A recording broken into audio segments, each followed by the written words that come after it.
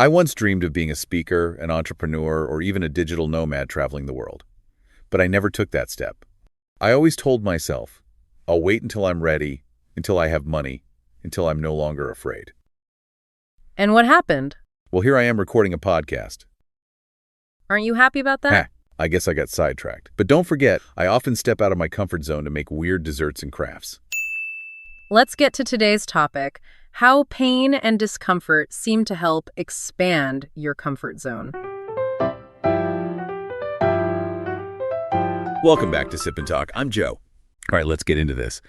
Today we're diving into something most of us really try to avoid. Yeah, comfort is king, usually. Right, they're talking about discomfort, that awkward, sometimes, well, painful feeling you get when you're pushed outside, what feels safe, what feels familiar. But what if that feeling, what if that isn't just something to put up with, but actually like essential for growth, for expanding what you're truly capable of? It's such a fascinating area. We've looked at quite a bit of material for this deep dive, research studies, articles, reflections, and they all seem to point towards this powerful link Between feeling uncomfortable and unlocking potential. Exactly, unlocking new levels of potential. Okay, so our mission here is to really get why stepping into discomfort can actually be a positive thing. We'll look at the psychology, the science. The mechanisms behind it. Yeah, and real-world examples too. And crucially, figure out how you can navigate it without getting completely, swamped. So by the end, you should have a really good handle on how discomfort might just be this hidden key. A hidden key to growth. I like that. It's just so deeply ingrained in us to seek comfort, isn't it? Our brains are, well, they're literally wired for safety, predictability. Sure, survival instinct, basically. But what we're seeing here suggests that a lot of significant learning, real development, often happens precisely in that space, just beyond where we feel totally at ease. It makes total sense when you think about it, though. Like when you have a big goal, maybe. Yeah. Learning a new skill or changing careers. Or even just speaking up more in meetings, maybe. Yeah. There's that flutter of anxiety, isn't there? That voice saying, ooh, risky, stay put. That is the discomfort. Yeah, that's it. And often that's kind of where the dream just stalls. Absolutely. And one of the core ideas we came across, something folks like Tony Robbins talk about, is this idea that growth isn't necessarily born from happiness or ease. Which sounds kind of rough. Well, yeah, but it's more that it often comes from challenge, from friction. It's not about seeking out suffering, not at all. But recognizing that pushing against resistance, that's where strength gets built. Okay, so the comfort zone, we all know that term. It's that state of low risk where you feel safe, in control. Which we need sometimes for rest, stability. Totally. But the point here is that staying only in that zone for too long, well, that can lead to stagnation. You might feel secure, but you kind of stop evolving. Exactly. And what the research describes is that moderate discomfort, this is key, acts like a psychological workout, like a brain gym, maybe. A brain gym. I like that analogy. It's not about extreme hardship, just manageable challenges, things that stimulate our abilities. Yeah. And the thinking outlines sort of three main ways this seems to work. Okay, let's break those down. The first one, stimulating potential, accelerating learning. Yes. This ties into something called the optimal stress curve. Think about performance, right? Zero pressure. You might not be very focused or motivated. Yeah, coasting. Too much pressure, though, and you're overwhelmed. Performance drops off a cliff. But that sweet spot, that moderate pressure, that edge of discomfort, That's where the magic happens. it sharpens focus, makes you learn faster. You're challenged, but not crushed. Okay, that makes sense. There was a study from Cornell back in 2022 that looked into this. They actually had people actively seek out uncomfortable experiences. Like what? Things like taking improv classes or engaging with political views they really disagreed with. Wow. Okay, deliberately uncomfortable. Yeah. And what was fascinating was the result. Those who embraced that discomfort showed, well, significantly improved persistence and a greater willingness to take risks in other parts of their lives, too. So it wasn't just about getting better at improv. The act of choosing discomfort made them more resilient overall. Exactly. It generalized. It's a bit like learning a new language, maybe. Initially, it's super uncomfortable, right? Fumbling for words, making mistakes. Feeling like an idiot sometimes. Right. Totally. But that friction, that pressure, forces you to engage deeply. It speeds up mastery. And often that struggle deepens your interest in the culture, too. The discomfort isn't the end goal, but it's the catalyst. It unlocks something else. Yeah. Got it. Okay, what's the second mechanism? The second one is about expanding psychological resilience and self-awareness. When you step into something uncomfortable, it forces you to look inward. Like a mirror. Kind of. You have to ask, okay, how do I actually feel about this? Can I handle this? What do I need? It's a forced moment of self-reflection. And then you have to act. Right. And successfully navigating that discomfort, maybe it's a tough confrontation, or learning complex software, or trying public speaking that builds what psychologists call self-efficacy. That feeling of, okay, I did that. Yeah. I can handle stuff. Yes, exactly that. There's research on something called comfort zone orientation, or CZO. It looked at people's willingness to step into discomfort. So willing are you to like try weird stuff? Basically, yeah. And it found a strong link between doing those uncomfortable things, trying weird food, dancing in public, whatever, and building that confidence. Those people tended to have lower anxiety overall. They felt more capable. Like training for a marathon you mentioned. Pushing physical limits shows you your mental strength. Exactly. Each tough part you get through builds belief. Facing small discomforts builds the muscle, the confidence to face bigger ones later. Okay, builds the muscle. I like that. And the third mechanism. The third one connects to other people, reshaping connections and support networks. How does discomfort do that? Well, when you're in a situation where you don't feel totally comfortable or competent, what do?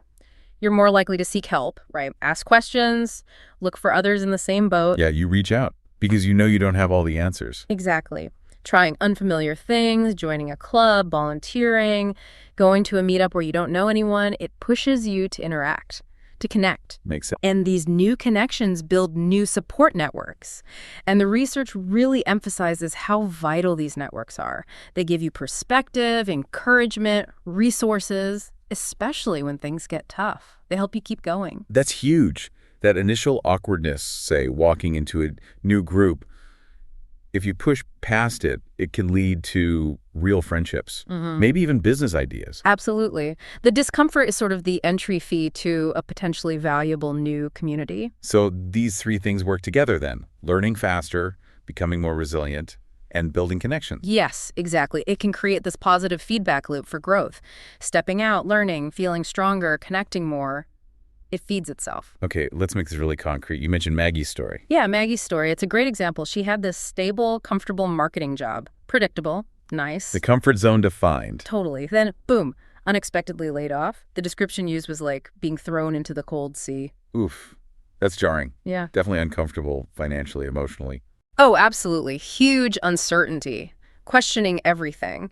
And there's a period of real struggle, self-doubt, money worries. But the discomfort became a catalyst. It did. She pivoted, enrolled in online design courses, started picking up freelance work, went to design workshops. Learning completely new things, putting herself out there constantly. That must have been uncomfortable daily. For sure. Learning new software, pitching clients, managing unpredictable income. It was constant, moderate discomfort, after the initial shock wore off.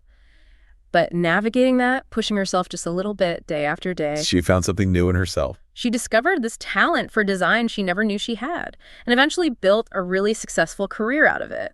Hired her own team, even. Wow. So her story, while obviously tough, shows how facing that discomfort, even when forced, can be a turning point. Exactly. It revealed potential she might never have found otherwise. And importantly, her story isn't unique. It's a pattern we see. And you said there's solid science behind this, beyond anecdotes like Maggie's. Yes, definitely. We touched on that Cornell improv experiment. Embracing potential embarrassment boosted creativity and risk-taking.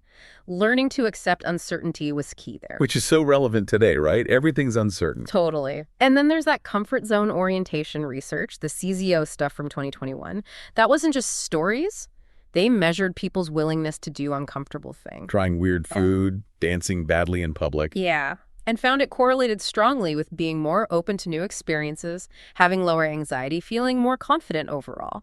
The more you practice dealing with small discomforts, the less intimidating the next one feels. Moving the muscle again. Exactly. And there was also that study in Scientific American 2023 with 2,000 people looking at mindfulness. It found that mindfulness helps people learn to accept discomfort when it shows up. Not fight it or run away immediately. Right. Just be present with it. And the result, those who practiced mindfulness reported higher happiness, less anxiety and depression, more resilience. It even helped during really tough times like pandemic isolation. So it's about managing your internal reaction too, not just the external situation. Precisely. And there was also a broader summary of data points mentioned, correlations across studies. What kind of things? Things like a positive link between engaging with discomfort and increased life satisfaction, reduced anxiety, depression symptoms, healthier stress responses physiologically, like lower cortisol. Wow. Yeah, and higher positive emotions, better well-being, even improved social interactions. The overall picture from the data is pretty clear. Constructively engaging with discomfort seems to have really wide-ranging benefits. Okay, that's compelling.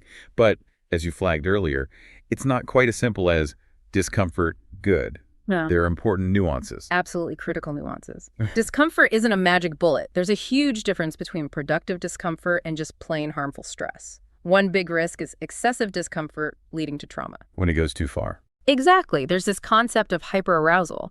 If the discomfort is too intense or goes on too long without any relief, or if you don't have the support or resources you need, it doesn't build you up. It can break you down. Leading to serious anxiety, burnout, even PTSD. Yes, it can create learned helplessness instead of empowerment. So there's a world of difference between choosing improv class and, say, enduring long-term abuse or chronic poverty. One's a challenge, the other is potentially traumatic. And this connects to another warning, the adversity growth myth trap. The old what doesn't kill you makes you stronger line. Exactly. The material warns strongly against romanticizing hardship. Just surviving something awful doesn't automatically make you stronger or better. That idea ignores so much your background, resources, support, just plain luck. And the danger is it leads to victim blaming, right? If someone struggles after adversity, the myth implies they just weren't strong enough. Which is cruel and untrue. It oversimplifies everything.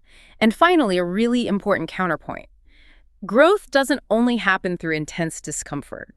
Stable, supportive environments also facilitate growth. So you don't have to be stressed all the time to learn and develop, thank goodness. No. While challenge is a catalyst, lots of learning, creativity, and development happen in safe, nurturing settings.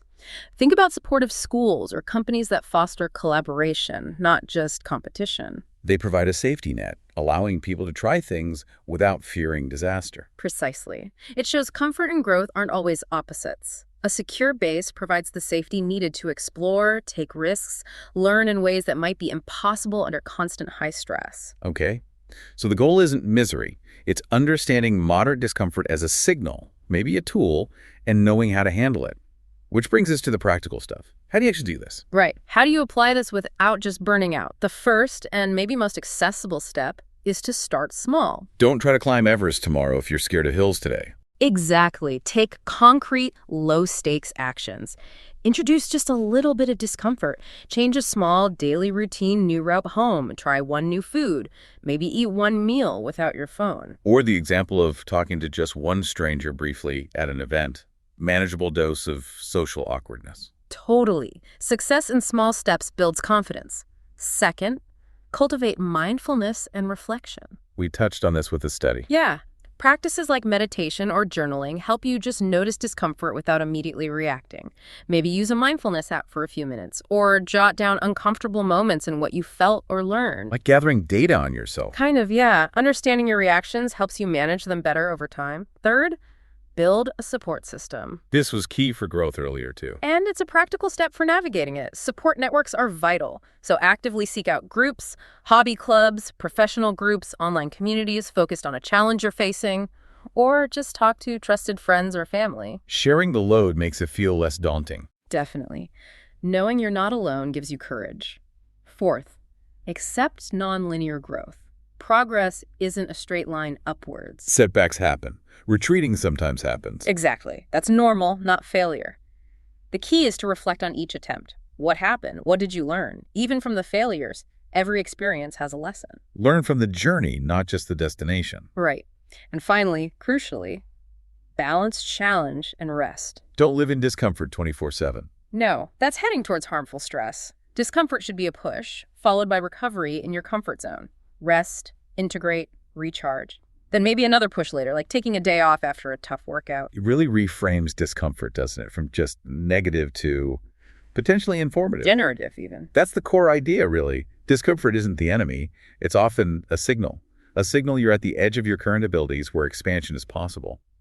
Maggie's story. The science on resilience and learning it all points to moderate navigated discomfort as a catalyst. For finding hidden strengths, building resilience, connecting more deeply. So, the takeaway for you listening. Next time you feel that little pang of hesitation, that, this feels weird, scary, uncomfortable moment. Whether it's trying something new, speaking up, facing an unexpected challenge. Maybe just pause. Consider if it might actually be an invitation, an opportunity for growth. And perhaps, knowing what we've discussed, you might feel a little more equipped to take that small step forward anyway.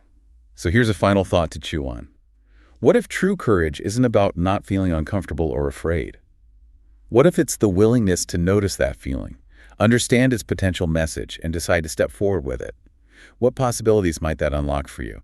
Well, that's about all the time we have for this deep dive. Don't forget to subscribe to Sip and Talk for more in-depth explorations. And hey, while you're at it, why not check out our old friend Micky's YouTube channel too?